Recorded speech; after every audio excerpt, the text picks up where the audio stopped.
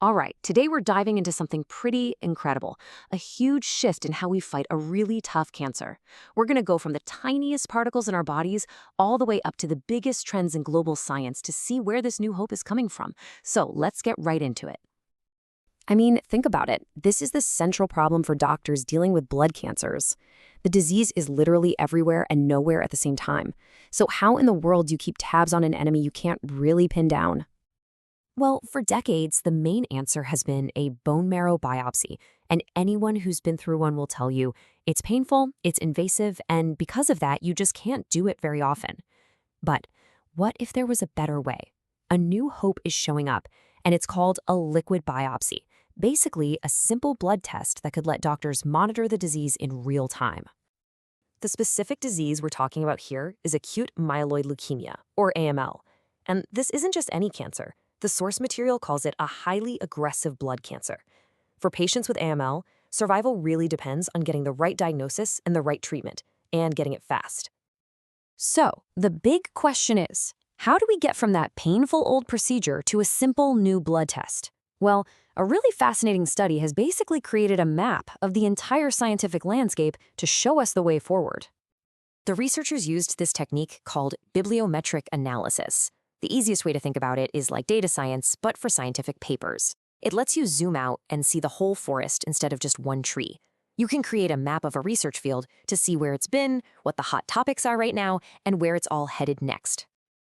And let me tell you, their process was incredibly thorough. They didn't just grab a few papers. They went through this rigorous three-stage process, first identifying all the relevant papers, then carefully selecting the best ones, and finally analyzing everything to build their map. They ended up with a core dataset of 710 papers spanning almost 30 years. So, what were they actually looking for in all those papers? They were hunting for research on something called exosomes. These are super tiny particles, almost like little packages that our cells release. And the cargo inside these packages can carry molecular signals, or biomarkers, that can give us a crystal clear fingerprint of the cancer. Okay, so now we know how they did it.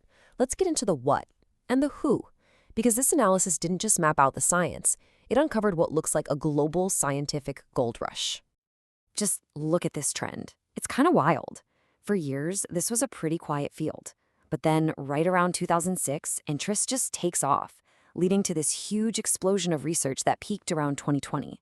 I mean, that's the sign of a scientific field that's hit on something really, really big.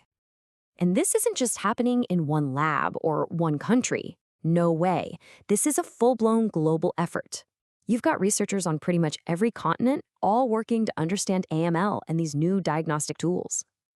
Now, when we drill down into the numbers, a few countries really stand out as leaders.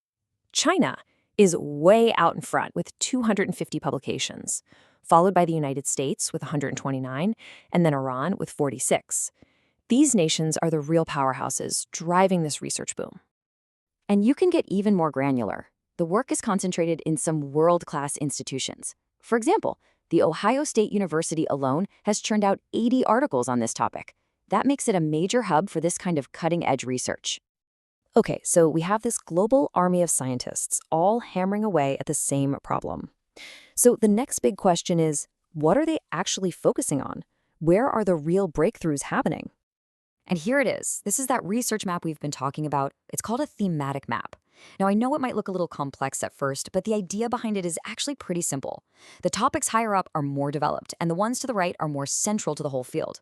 It's basically broken into 4 key zones that tell a story. Let's start with that upper right corner. These are the motor themes. Think of them as the engines that are driving the whole field forward right now. We see words like prognosis, diagnosis, and biomarkers. This tells us that the absolute core of the research is all about using these new tools to predict the disease's path and to identify it more accurately. Now, check out the lower left corner. These are the emerging themes. These topics might be a little less developed, but this is where the future is. You see stuff like bioinformatics, which is crucial for making sense of all this data, and these names of novel molecules like circRNA and long mRNA. These are types of RNA that scientists think could be the next generation of super powerful biomarkers. So we have this amazing map of the science. We see what's hot and what's next. But let's get to the most important point. Why does any of this matter? How does a chart in a scientific paper actually translate into better care for a real person fighting for their life? This quote from the study just nails it. It's all about a fundamental shift. We're moving away from being reactive, treating cancer after it shows up, and moving toward being predictive and personalized, using non-invasive tools to stay one step ahead of the disease. So, what does that new reality actually look like in a hospital? Well, it means doctors can find tiny amounts of leftover cancer cells way earlier. It means they might be able to predict if a patient's cancer is going to become resistant to a drug. And it means they can group patients to give them the exact right treatment from day one. It all adds up to truly personalized medicine. And what's so cool is that this isn't just about AML. This scientific roadmap is giving us a real glimpse into the next frontier for how we diagnose and manage all kinds of cancer. Look at this timeline of trending topics. Yeah, the core ideas are still strong, but you can literally see these newer concepts like exosomes, extracellular vesicles, and immunotherapy just picking up serious steam in the last few years. The pace of discovery is accelerating, and it's pointing toward a really exciting future.